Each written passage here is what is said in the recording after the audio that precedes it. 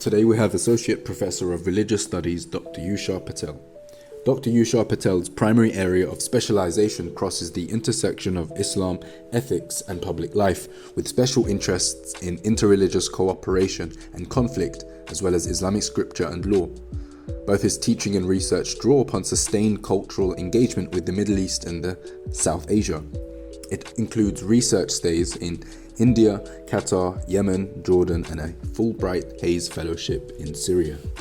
Dr. Patel earned his PhD and MPhil from Duke University through the Graduate Program of Religion and a BA in Economics from the University of Michigan. We will be discussing his newly published book, The Muslim Difference. What led you to writing it? Thank you very much. It's my great pleasure to be here. I've been really looking forward to this conversation. So to begin, or at least for me to attempt to lay the groundwork, I'll start with a story that I think helps to introduce both myself and the subject matter of the book, and I think will serve as a good launching pad for our conversation today. So I'm going to go rewind, let's see how far, roughly 20 years ago. So I was living in Chicago at the time, Chicago, Illinois, and I was a management consultant. I had no plans of going into the academy or pursuing Islamic studies as a vocation or as a full-time profession. I was actually very much interested in making a lot of money. But during that time, I would, make my way to the mosque for Friday prayers. And I remember attending one day a sermon in the north side of Chicago. And this is shortly after 9/11 took place.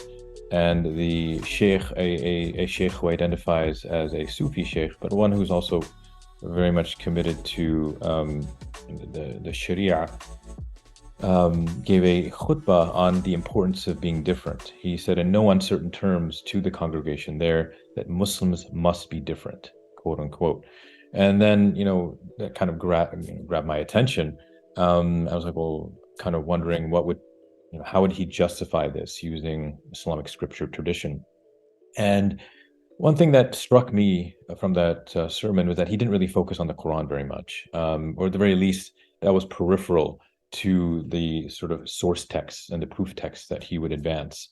It centered on the Hadiths, right? The traditions and sayings and practices and tacit approvals of the Prophet Muhammad.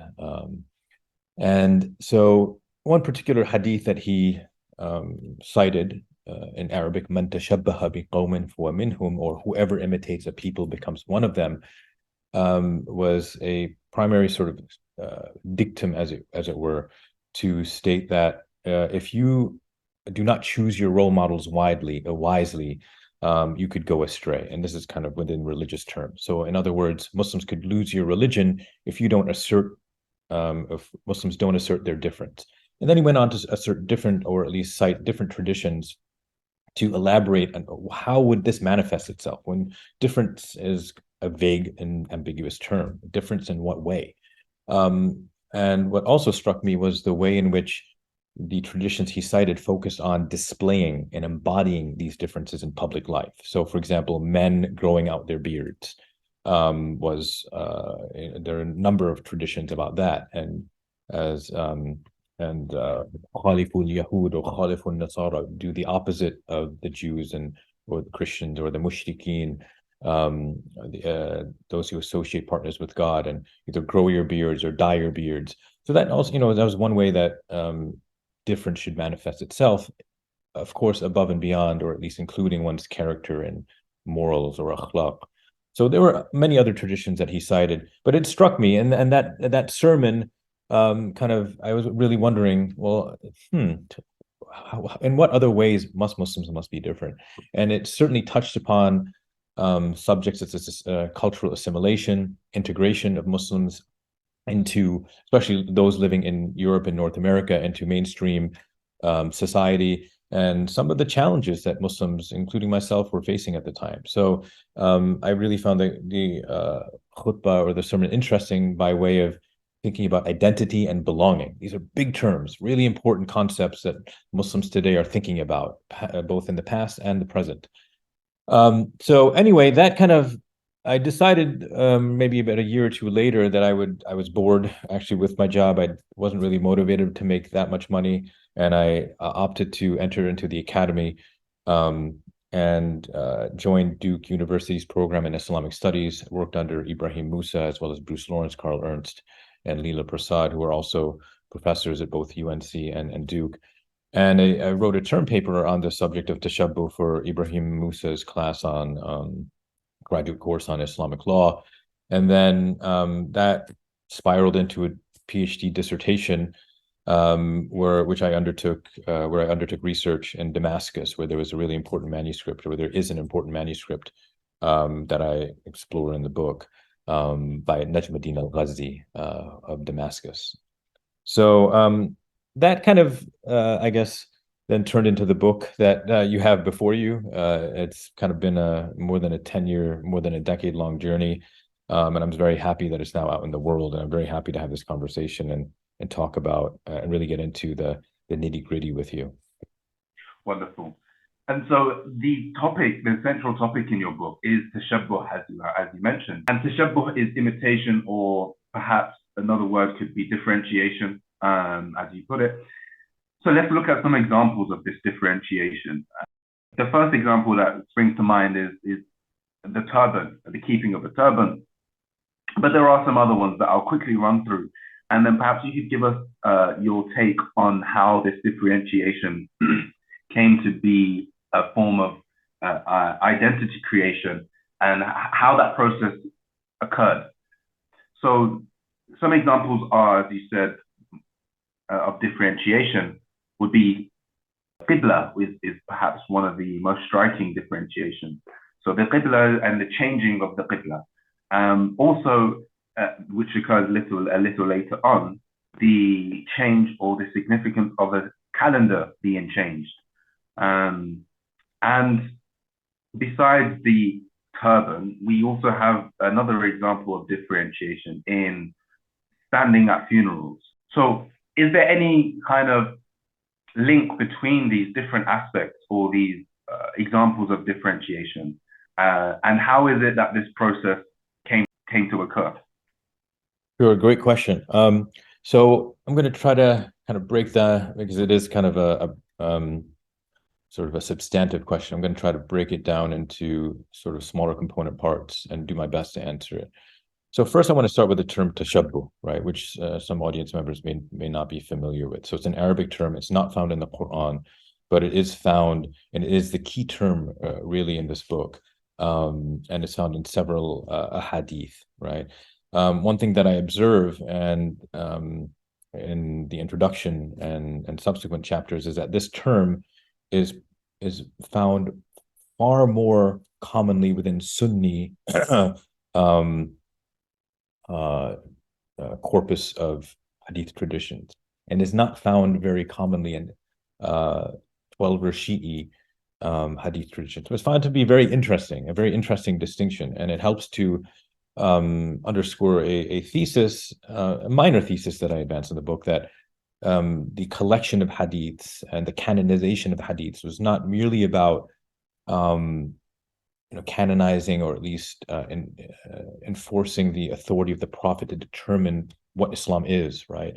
And then the Sunnah, but it was also about setting apart Sunni Islam, what became Sunni Islam, from some non-Sunni forms of Islam. So it's not only about Muslim difference between non-Muslims, but also about internal Muslim difference. And that's a sort of theoretical or conceptual contribution I think my book makes. And I think it's an important one that I think other studies, I hope, will take up. The term tashabuh can mean imitation, but as I also mention in the book, it can mean assimilation, mimesis, resemblance, right? Some people translate, for example, the hadith, whoever resembles a people becomes one of them.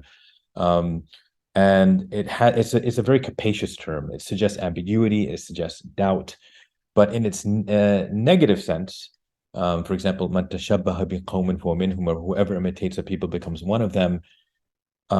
At face value, it seems like a benign statement. Oh, whoever imitates a people becomes one of them.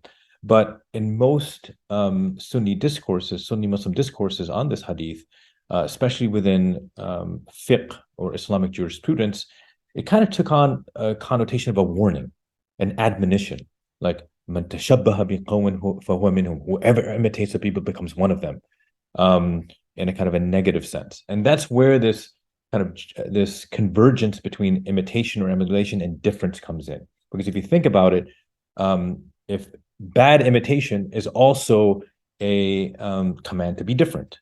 Don't imitate so-and-so is also, in its positive form, be different from so-and-so. So that's how this idea of imitation and difference kind of are in some ways two sides of the proverbial same coin. And it's something that it's in this book. Now, to your question about the manifestations or the expressions of difference that I explore in the book, and as you correctly mentioned, they range across many types of markers, right? And that's maybe a point I'll come to later. But from the turban to growing the beard to standing up in funerals.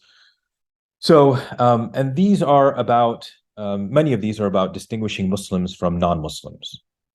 So, standing at funerals, for example, is a tradition that explores, or at least suggests that early Muslims wanted to distinguish themselves from Jewish practices at funerals, where it would be common, at least if we have historical convictions on the hadiths, for Jews to sit down rather than stand up.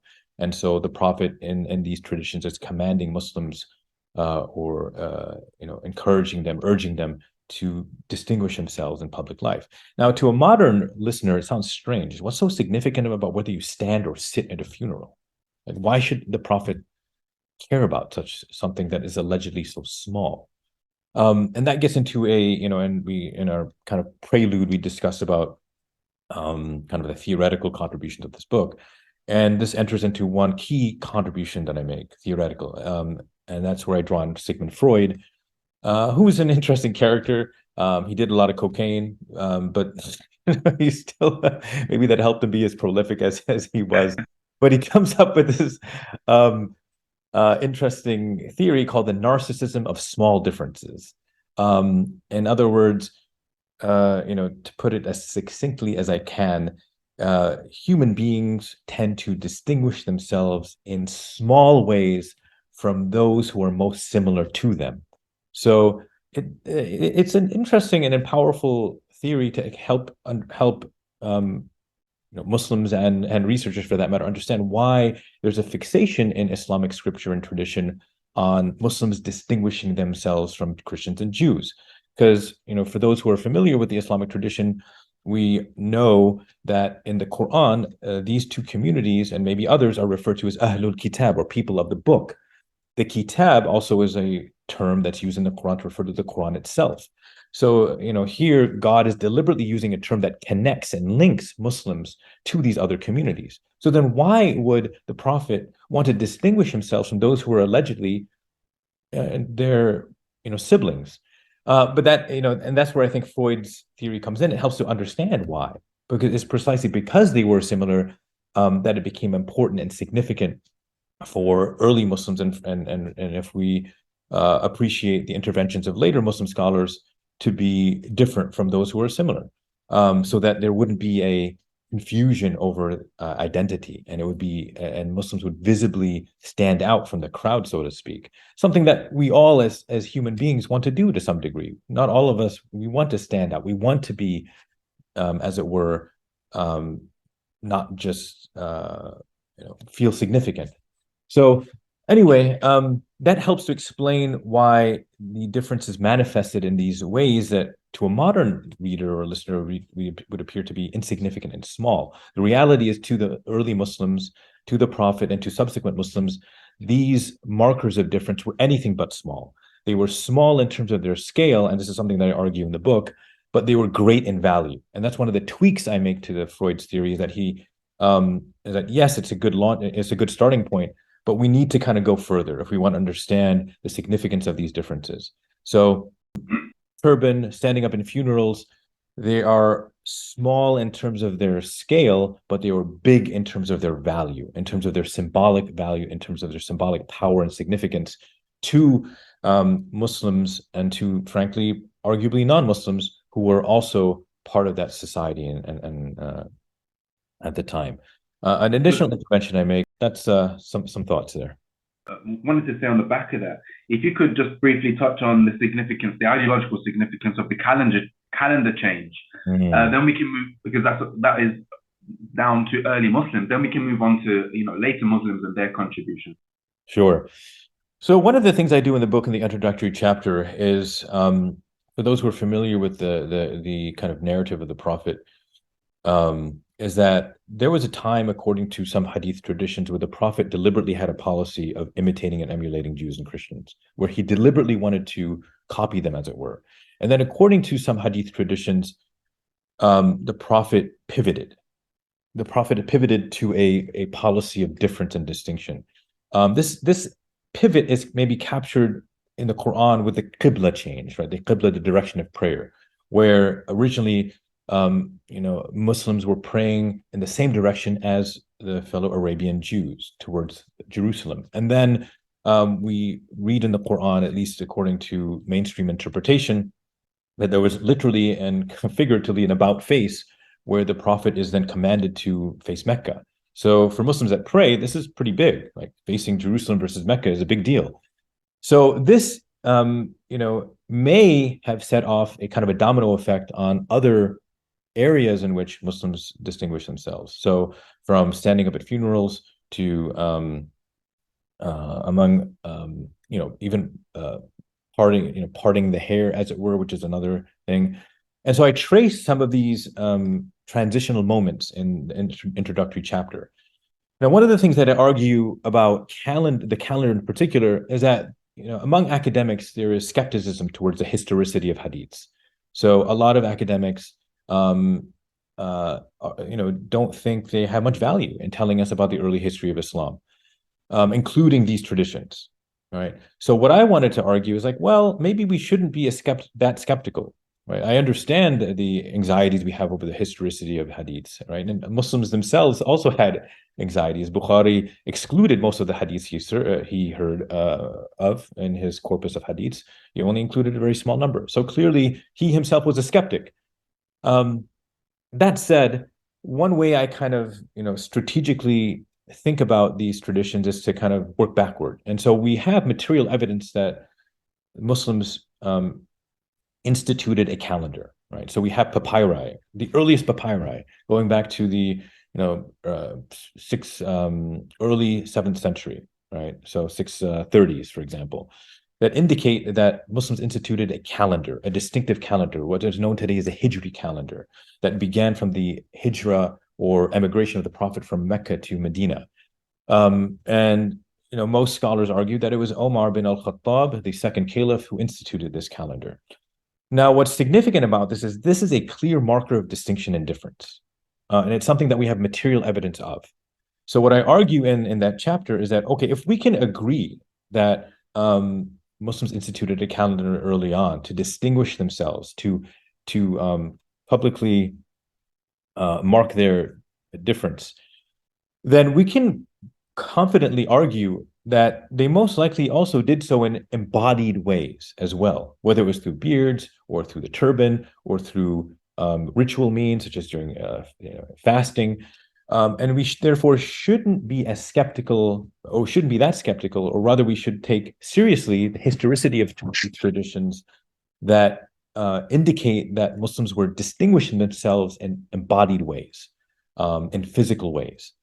And so that's sort of where the calendar kind of fits in. Calendars are important, as I argue, and other scholars, specialists have argued. And that's one way, or at least one of the reasons why I talk about that particular marker of difference in the introductory chapter, and to help argue the to argue for the historicity, or at least the of these other traditions. if we move on then towards the Ahl al-Hadith, and let me ask you the question. I will ask you two quite big questions, if we can call them that, and then provide you the opportunity to answer at your leisure. So the first question is: did the Ahl al-Hadith impose an imperial imaginary in their reading of the text? And how did, if this is true, how did Muslim elite play a pivotal role in establishing hierarchical norms in the land of Islam, and in whose interest was it in these different periods? So perhaps you could touch upon 2-3 different periods, just as a snapshot of the work that's in your book. Yeah, great question. Now, a way to kind of think about this is, you know, that's a big question, right? And so people have written books just about that. So I'll briefly answer that question and kind of you know, talk about how that informs some of the other important interventions I make in this book. So now, the idea of the people of the book, right? Jews and Christians and Muslims. So one of the debates that historians have is, when can we start calling Muslims in the way that we do today, right? As a distinct confession or as a distinct religion. And that's something that I address in the in the first chapter. Of course, it brings into relief the question of identity and what does it mean to be Jewish or Christian or Muslim within the 7th century or 8th century, for that matter. And how did these communities ultimately relate to one another? Now, one of the arguments that I make is that, okay, early on during the Prophet's time, for most of his life, his followers were quite vulnerable, right? They were in a vulnerable position. They're struggling to survive. Then their fortunes change towards the end of the Prophet's life, where Arabia is under his sovereignty. And then subsequently, those who succeed him, i.e. the caliphs, expand the domain and what became known as the caliphate, west, north, east, into domains where there were not many Muslims at all, right? And so Muslims found themselves in a majority of the territories that they were ruling by, say, the mid-8th century to be minorities living among non-Muslim populations, whether Christian, Jewish, Zoroastrian. So how do Muslims interact with these communities? Can you forcibly convert them on the spot? For example, jihad or death, as some polemicists portray in the history of Islam. That's not really what happened. The Muslim rulers or leaders, or those that were in sort of the heads of government and heads of state, had implement a more pragmatic policy. They understood they had to interact and live with these elites. Now, the precise contours of these relationships is up for historical debate and discussion. One of the things that I'm interested in the book is thinking about how this discourse of difference, right, this idea of Muslims being different, what did it actually mean for Muslims during those early centuries and then subsequent centuries? And how does that then illuminate how we think about relations between Muslims, Christians, and Jews, both during early Islam and in subsequent historical periods? So some people may, given the political, the politics of religious difference that we see today, it's a bit of a touchy question, and so to kind of winnow it down, one of the arguments that I make is that, number one, what we see happening, at least politically, during the early Muslim period is the emergence of a political form that we can call an empire. So, okay, well, what is an empire? One of the things that in kind of exploring theoretically what an empire is, right, and how do we think about it, I came upon an important intervention made by a couple of historians. They argue that an empire is really about establishing hierarchical and differentiation among its populace, among the subject populations. For these historians, historians, that is what really defines what an empire is.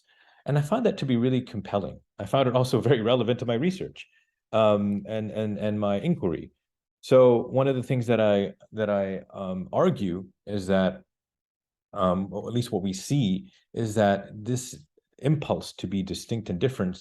One of the things that struck me when exploring the Hadith corpus on this term of tashabuh and being different it was not limited to only distinction between Muslims, Christians, and Jews. It spread across other social domains of society.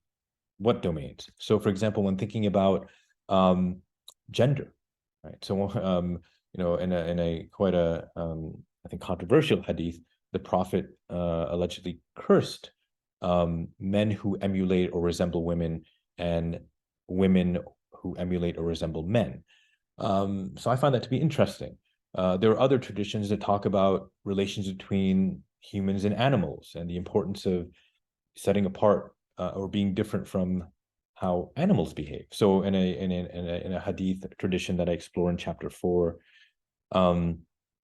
the Prophet allegedly encourages Muslims when praying not to kneel down like a camel, but to be distinct and different by not kneeling. And this is interesting because this particular hadith tradition is accepted by some madhahib and not really recognized by other madhahib or schools of law. So, for example, in the Hanafi school, when a Muslim who's praying prostrates, they are supposed to actually go down knee first, whereas those who see or at least who give credence to this particular hadith tradition will argue that when you prostrate or when a Muslim prostrates onto the ground, they should not go with the knees first. They should lead with their hands to not emulate a camel. So I find it very fascinating that we see traditions about distinction and emulation, not just limited to interreligious relations. Other traditions focus on, for example, Arab, not emulating Arab Bedouin, for example, and how their naming of certain prayers, like the Youshaa versus the Maghrib prayer. So it was not just about, it was about distinguishing between different types of Arabs. Other traditions also talk about the importance of differentiating between slaves and free people. And there's a tradition that I explore in chapter 4, I believe, that where a slave woman is actually wearing a headscarf, a hijab. And Umar, the second caliph, chastises her for doing so and orders her to remove the hijab. Now, to a modern reader, listener, they'd be very confused. They'd be thinking, well, I thought the hijab was a good thing. Why would Omar want to remove the hijab from this Muslim woman or potentially Muslim woman? And so, I mean, that gets into this. So what I found to be really fascinating, and these are within the hadith corpus. This is not something that you need to go too far afield to find. How do we explain this? How do we make sense of these traditions? Why are they connected by the same language? And so for me, conceptually, it was helpful to think about the concept of empire and kind of bridging this, connecting these traditions conceptually for understanding why the Ahlul Hadith, the partisans of Hadith, number one, chose and decided to include these traditions in their collections. For me, it signaled that it was not just about Muslims and non-Muslims. Rather, there was a much bigger project that they had in mind, creating an ideal Islamic society, defining what an Islamic society, a good Islamic society is. And what I argue is that part of what that meant is that it's establishing and ensuring certain social hierarchies. And so what I argue is that this is not purely a religious project. And religion is a term that is a modern term that we use today, at least in the sense of being a domain that's distinct and separate for the domain of politics. But what I argue in the book is that actually this quote unquote religious project is also very much a political project, one that coincides and converges with the emergence of the Muslim polity as an empire.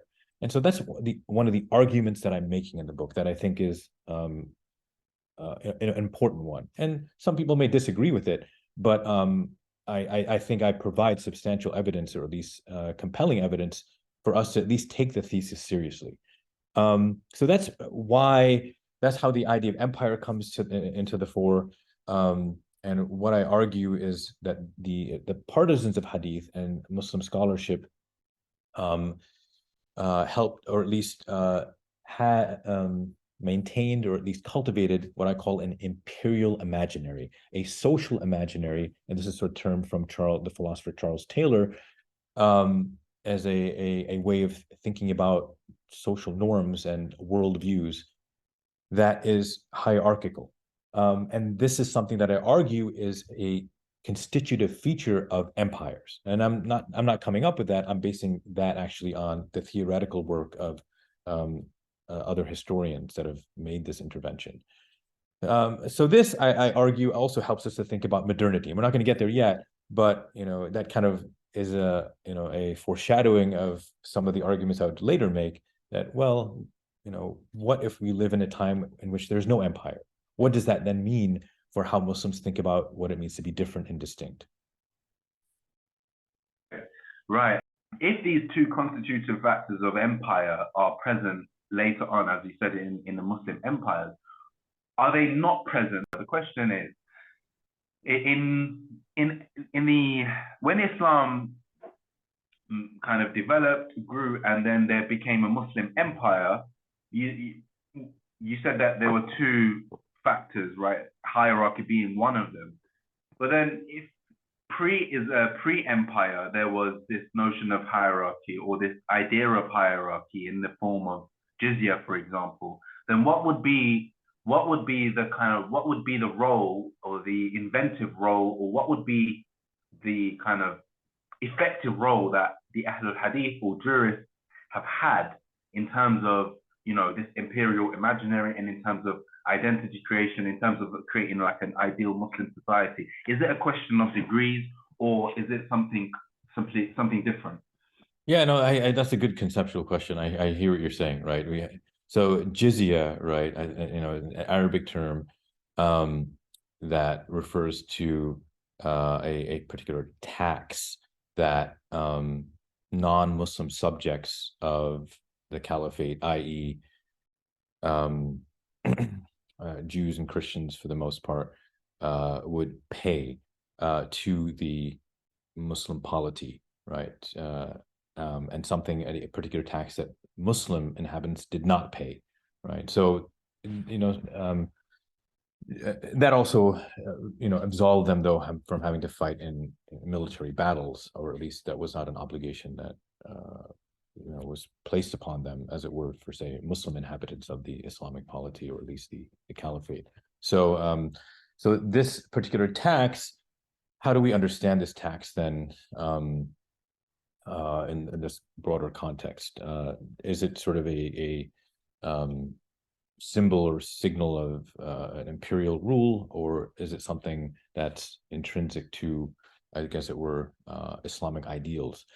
That's a tough question, and you go back to some key Quranic verses, some say polemical verses that suggest that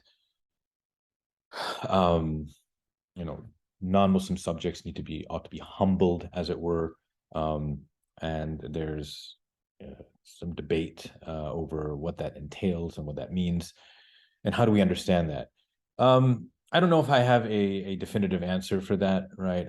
We could argue, and we can argue that, right, the Quran and for that matter the Hadiths are also in many ways a product, or at least reflect the time in which they live, right? So slavery, for example, is understood to be a social fact in the Quran, right? But what if the Quran were revealed in a time there wasn't slavery, right? Where slavery was not a social norm? would slavery have been included in the Quran, in this hypothetical Quran, right? Had God revealed the Quran in a society in which there's no slavery? One could argue probably not. So, there are certain social facts that are taken into consideration in, the text of the Quran, for that matter. The question then becomes, well, what does that mean? What does that entail then for future generations of Muslim thinkers?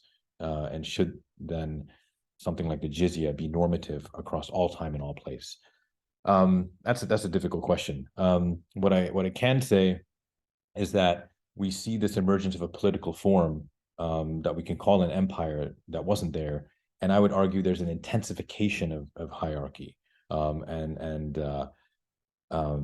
in Muslim kind of tradition and legal thought.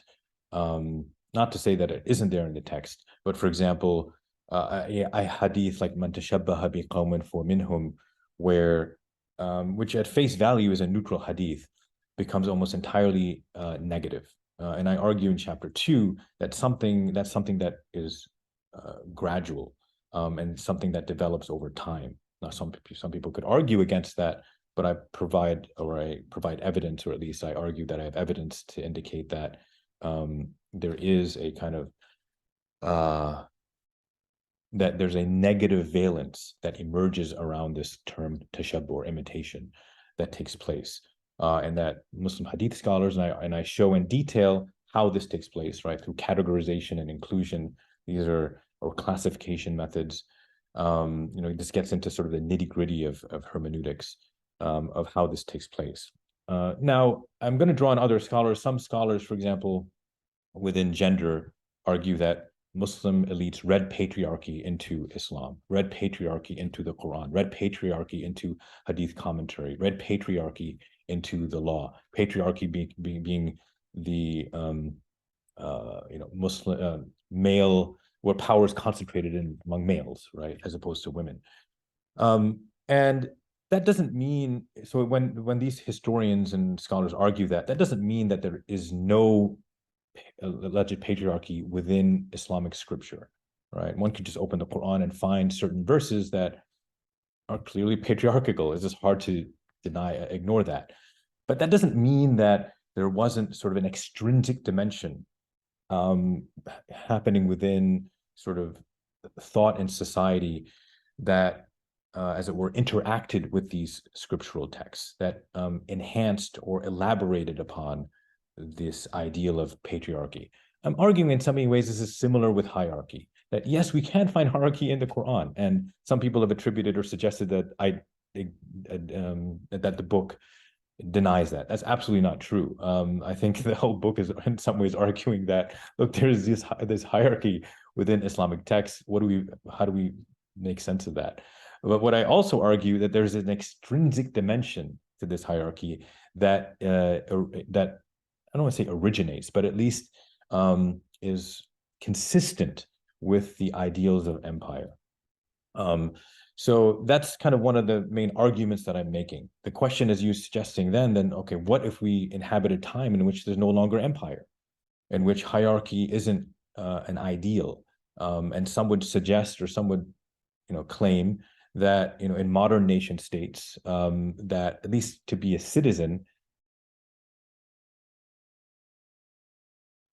hierarchy is frowned upon, right? There's an ideal of egalitarianism or equality that is embedded within certain notions of citizenship in, let me say, some, or at least most European and North American societies. Now, that's a subject that we may be able to get into, and it's a good question and something that I broach in the conclusion.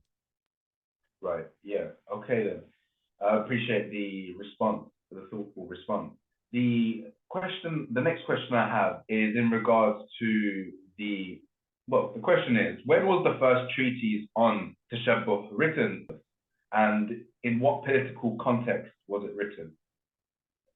Yeah, no, excellent question, right? So, we've spent a good amount of time in this interview, and rightfully so, thinking about hadith traditions, right? Sayings of the Prophet that are contained within the Hadith corpus, Sunni Hadith corpus in particular. But what did later Muslim scholars do with these traditions, right? How did as it were, these traditions become a discourse? And that's something that I argue in the book. I argue that there was a process by which these traditions became canonized into a discourse, an authoritative discourse, a normative discourse on how Muslims ought to behave, what it means to be a good, pious Muslim. And so certainly, I think I make the claim in a footnote that there appears to be a consensus, or at least a consensus among Sunni jurists that we can find in Islamic legal texts from around the 11th century, that this is a norm, that Muslims, ordinary Muslims, elite Muslims, need to manifest and display their religious difference in public life. But I argue that really the first treatise, right, that brings these traditions together into a coherent discourse, was composed by none other than Ibn Taymiyyah, whom those who are familiar with Islamic history know very well, who lived in the 13th and 14th century Damascus, himself an activist, lots of energy, prolific, and something of a maverick, right? Something of a maverick, of a humbly persuasion, but also adopted ijtihad on many issues, and many of those issues are drawn on by Muslims today. So his iqtida' as-sirat al-mustaqim, mukhalafat ashab al-jahim, or the obligation of being the obligation of the straight path, or following the straight path, is to be different from the denizens of the hellfire, right? So very polemical and incendiary title that I think minces no words as in terms of what he wanted to advance, and that is Muslims ought to be different. They must be different, and so the book is an argument for that. Now, previous scholarship has focused on his discourse on bid'ah, right, on innovation, and the sort of the latter part of the book, or the second half, as it were, of the book, that focuses on the necessity or the importance of Muslims, whether in Damascus or beyond, to not participate in various festivals, Eids, right, commemorative celebrations that were taking place in Damascus, even though Muslims were a majority. So, I mean, it's striking that even though Muslims were a majority, he still had anxieties over Muslims participating in Christian festivals in particular, right? And this also has to do with, the Mongol threat to the Mamluk Sultanate, which is the political domain in which Ibn Taymiyyah lived. Also has to do with the anxieties over the recent fall of the Caliphate, which took place at the hand of the Mongols decades earlier. So you can clearly, or at least what I argue, is that there is a sense of crisis that for Ibn Taymiyyah and other Muslim scholars. And for him, it was important to reaffirm the importance of Muslim difference and Muslim distinction as both a political and, I would argue, a religious project. So he really kind of develops a theoretical foundation for this discourse. He assembles and puts together the traditions, many of the traditions that I discuss in the book.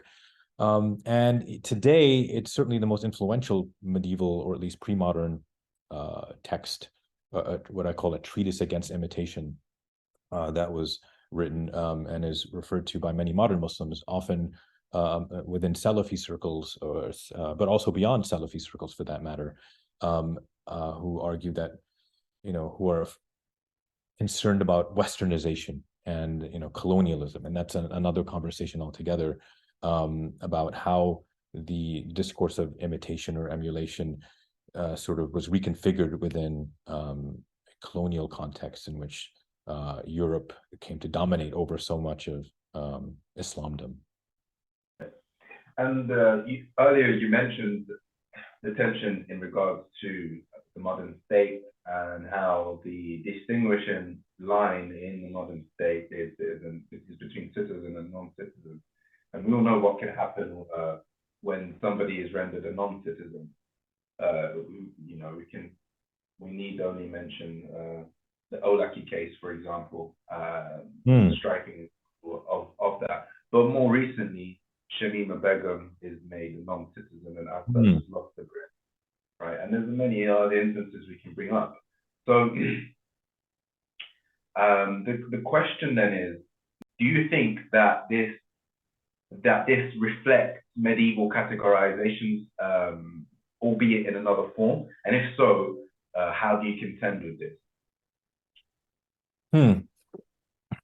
Right. It's a good question. And so it's a tricky question, and there's no real simple answer. But at the same time, if the audience, if the reader is persuaded, right, by my argument that this impulse towards hierarchy and difference at least is informed by an imperial imaginary, then Muslims must ask themselves, and I say this not only as an academic, but as one who identifies as Muslim himself, what does this mean today in a political context that is different? Now, we could argue how different is it from an empire, but I don't think that, I live in the United States, you live in the United Kingdom. I don't think we can call these polities empires. And from the Industrial Revolution to the emergence of modern states, it marks a breaking point, I would argue, with the ideals of empire, or at least with imperial rule. So then the question becomes, okay, well, what does this mean for Muslim discourses on difference? And how different then is a modern nation state from an empire? So I mean, these are legitimate questions. There's no simple answer. One thing that I argue in the book, and really kind of get to the conclusion, because most of the book, right, is historical, right? I'm making historical analysis of Islamic tradition, right? It's not sort of normative or constructive. But when I get to the conclusion and thinking about what Muslim difference means today, I do kind of put on my kind of constructive hat on, as it were, and I sort of at least reveal a little bit more of my own kind of inclinations as a one who identifies as Muslim, to advance what I think are some reasonable conclusions, as it were, about the way forward, and how Muslims might want to think about difference today. So one of the things one could argue is that, okay, modern nation states, yes, there is an ideal of egalitarianism. It shouldn't matter. For example, Islamophobia. The idea of Islamophobia assumes that Muslims should not be discriminated against because of their religious category. That is very much embedded within a egalitarian imaginary. It's just assumed that, well, it's not fair to be for me to not be able to work in this government post or to be hired for this position just because I identify as a Muslim. Right? So Muslims would feel offended by that. Where does that feeling of offense come from, if not from an assumption or that of religious egalitarianism equality, that one's religious category shouldn't play a role in something like that? That assumption is embedded within a nation state, an assumption of egalitarianism, a notion of citizenship within a nation state. And so it's so embedded within us, we don't even think about it. Or at least I would argue so embedded within most Muslim imaginaries or social thinking, they don't even think about it. So then if that's the case, then how do we then make sense of these other traditions which argue that Muslims must be different? Now, one thing I haven't really talked about and probably should have is this idea of this document called the Pact of Umar and its various manifestations across Islamic history. In other words, to really summarize it as succinctly as possible, there were certain ways in which Islamic polities mandated that non-Muslim subject populations manifest their difference in public life, whether by particular colored turbans, for example, or other particular colored shoes, to set apart non-Muslims in public life. It wasn't consistent, but it pops up across Islamic history, whether it be in the Abbasid Caliphate, whether it be during the Ottoman Empire, whether it be during the Mamluk Sultanate. We see moments in which Muslim rulers implemented this requirement upon certain Muslim populations. Wasn't and all across yeah, go ahead. Sorry, but it was across confessional lines as well. The Fatimids also implemented some distinct differentiation markers for non-Muslims. Absolutely, good point. Actually, you're exactly right. It wasn't purely limited to Sunni rulers, but also among the Fatimids as well. So that and that was considered within those societies or among Muslim elites to be okay and to be acceptable. Now, the question today is that would be considered acceptable for Muslims to impose that kind of distinction upon non-Muslim subject populations today? Within nation states, probably not. We would say, well, that's not something we're going to do anymore. Why would we say that? We would say that because we understand implicitly that we live in a different political form, a notion of citizenship, where non-Muslims shouldn't be required or compelled to manifest their difference, as it were, in the way that they were in these, for the most part, pre-modern Muslim societies, some Muslim societies for that matter. So so in other words, it's become so ubiquitous, this ideal of egalitarianism and equality, that it's become almost universal within at least Western Muslims, Western societies, non-Muslim societies. And most Muslims, I would argue, have adapted it unconsciously and some consciously. So then how then should Muslims today read these traditions? Whether referring to the Pact of Umar and the alleged requirements for non-Muslim subject populations to manifest their difference, but also for how Muslims themselves manifest and display their difference. And so one of the arguments that I make is that, well, the logic of the that difference needs to be rethought, the logic or the rationale. So for example, in Ibn Taymiyyah's text, it's assumed and in no uncertain terms that non-Muslims, Jews and Christians, are not moral exemplars. All right. And the idea, for example, of whoever imitates the people becomes one of them, when applied to these categories, is universally negative. It's just a bad thing. Now, can we make that assumption today? Can we still hold on to that belief as Muslims living, non-Muslim, Muslim minorities living among non-Muslim majority countries, especially and I'm talking here especially within Europe and North America? I think it's very hard for Muslims who want to sort of have a sense of belonging and investment in the societies they live in to hold on to that belief. I think it's hard to do that. And I think it could be really problematic for Muslims' sense of identity. I really do. So then that does prompt us, or at least prompt Muslim thinkers, to rethink or at least wonder how then to read these traditions. And one of the arguments I make in the conclusion is that, look, I'm not arguing for an obliteration of Muslim difference.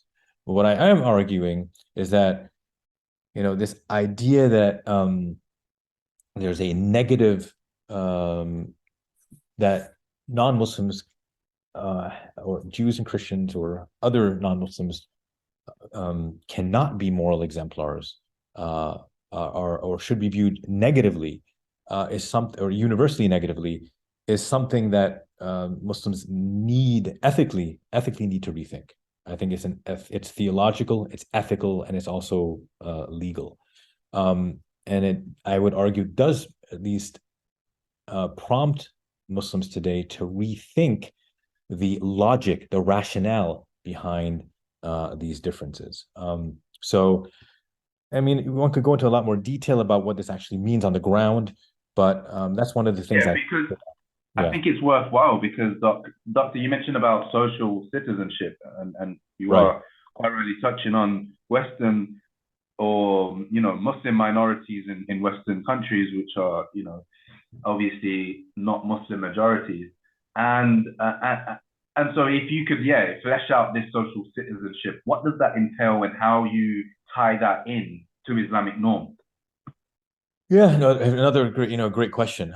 I will say that the kind of normative part, the constructive part of the book is arguably honest the least developed, because it's something that came on or emerged much later in the process of my research, but one that I was prompted by one of the a couple of the readers or my readers when I submitted this book to the presses for publication to elaborate on. Because initially I didn't elaborate on it. I said, well, what if there, what if we didn't have hierarchy? What would this mean? And they're like, just say what you want to say. Stop hinting at it. So like, okay, fine. I'll go ahead and do that. But I will admit that it's a beginning, right? And these topics are complex. They require books and theologians and thinkers to kind of further elaborate on. So my hope is that this is a prompt in the beginning. But I've done so much of the historical legwork. I think it would be not right for me not to sort of make some suggestions here. So citizenship can be construed in different ways, right? So you initially mentioned a notion of citizenship, in which we define, say, a resident alien here in the United States from a full American citizen, and the different rights accorded to those different categories, right? And so, what I do is, or at least I argue that, okay, but there are other ways of thinking about what it means to be part of an imagined community. And this is something developed by Benedict Anderson in Imagined Communities, the notion of being a social citizen. And the idea that a community and being part of a community is something that is imagined, is something that is constructed, is something that is processual or in a state of becoming. And so what I argue is that, look, if Muslims are going to inhabit societies within Europe and North America, they're going to want to cultivate, even if they don't identify as legal citizens, even if they are immigrants, they're going to want to try to cultivate something called social citizenship, a sense of belonging within the broader community. And what does that then mean for how we think about Muslim distinction? So I argue that one way of cultivating the social citizenship is by then rethinking how we think about what it means to be different, or why, or at least the logic behind this difference. And that's something that I mentioned, earlier, that if it's going to be hard to cultivate a sense of social citizenship if Muslims, frankly, are looking down upon all non-Muslims, right? It's just going to be hard to do that. And that doesn't mean that Muslims can't be proud of what makes of being Muslim, about believing in one God, about following the way of the Prophet. But it does kind of prompt Muslims to think, Muslims living in European and North American society in particular, how to view and how to perceive the non-Muslim other, right? And this is an ethical question and a theological question. And so there have been many philosophers that have written about, embracing the other, or at least thinking about the other.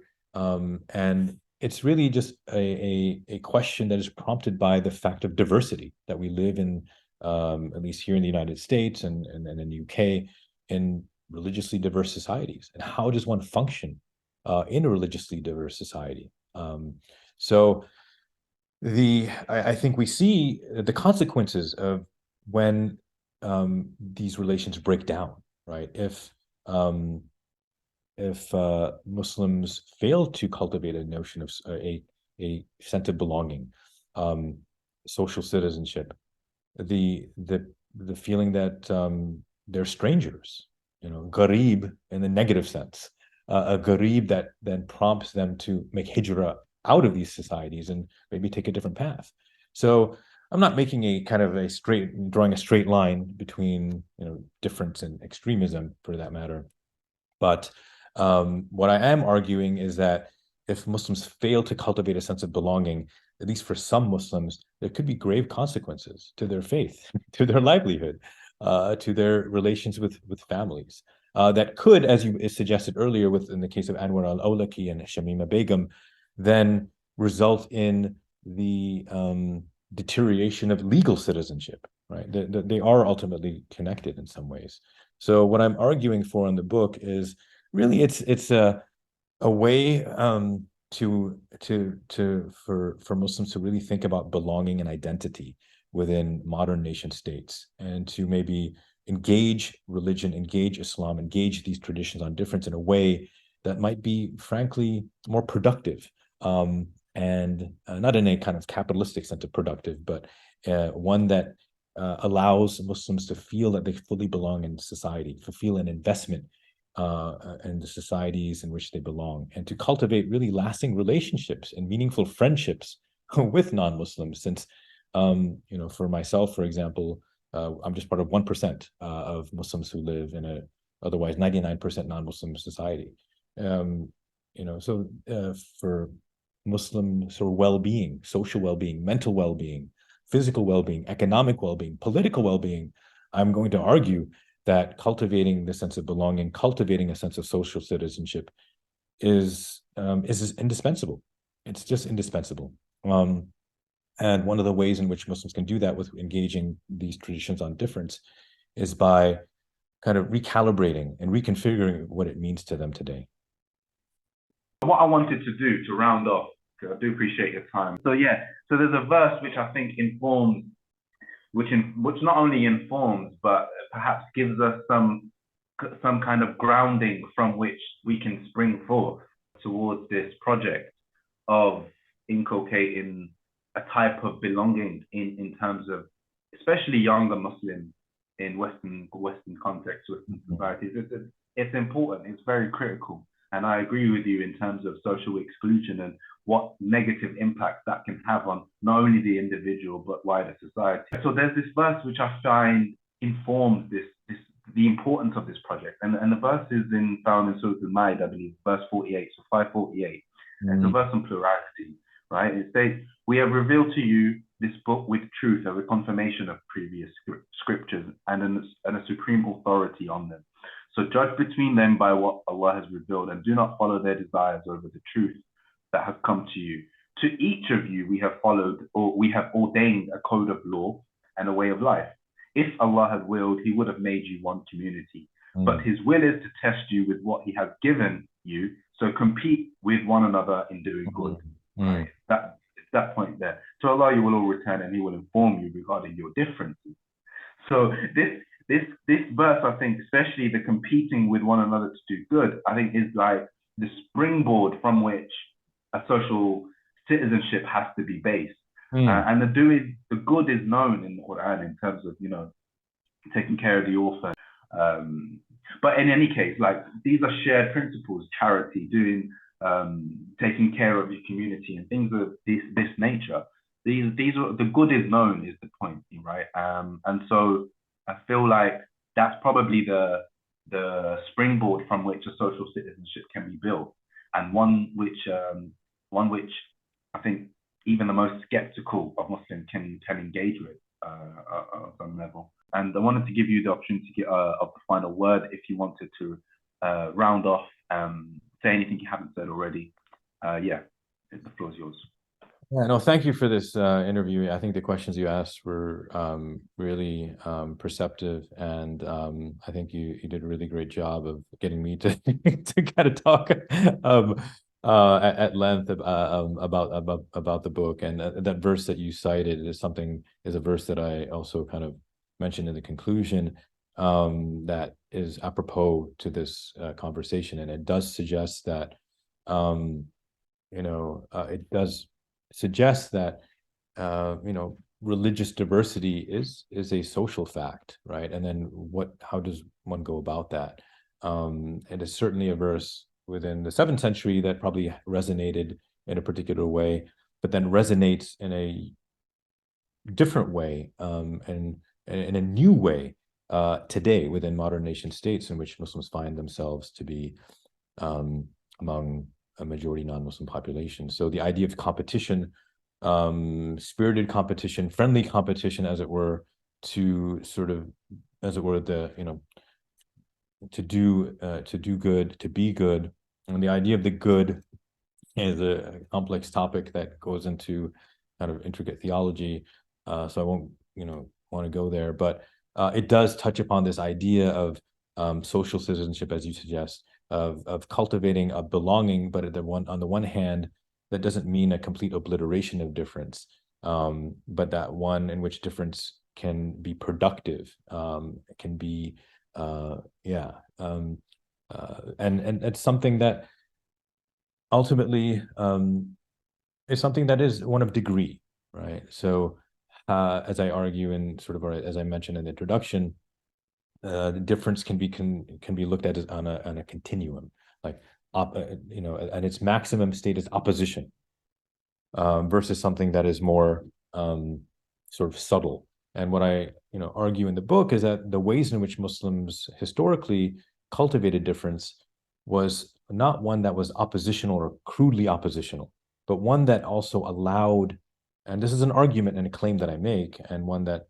is up for debate, I suppose, that allowed Muslims to belong and be part of a cosmopolitan society. Even in empire, I make that argument, even in an empire, the differences that were advanced by elites still allowed, or at least envisioned, Muslims as being a part of mainstream society, or cultivate a sense of connection to cosmopolitan societies. And I would argue that that's something, or at least a way of thinking about difference that should endure, and that I hope would endure today within modern nation states. So that's really all I wanted to say, at least by way of conclusion, and by also connecting and sort of connecting and responding to your insightful comments. Yeah, I greatly appreciate it. I actually just remembered an example in the UK, at least, of what we've been talking about, and that is the charity called Who is Hussain? It's a charity emerging from the Shiite community in the UK, but it's, as I said, an exemplar of this social citizenship, as they broke the record for most blood donations just last year. Oh, so fascinating. Who is Hussain? Yeah, it's a social justice charity, and it kind of its major drive is in collecting blood for people who need it, right? So I think that's an amazing kind of example of this social citizenship, something that is like they're staying true to, they're not obliterating, as you said, their differences. They've actually got that front and center, and it informs their involvement in society in a charitable, beneficial way to wider society. I think absolutely. And I don't know if you caught this in the news, but recently there was a kind of interfaith complex that was built, and I think it was in Abu Dhabi. Yeah. The construction of a synagogue, a church, and a mosque. And in many ways, that is, that's also, I think, an expression of this idea of accepting and acknowledging that religious diversity as a social fact, and the kind of state intervening, as it were, to institutionalize it. So I think we're going to see many more examples of how this ideal is being instituted, and I think, I think it's kind of in process. It's happening.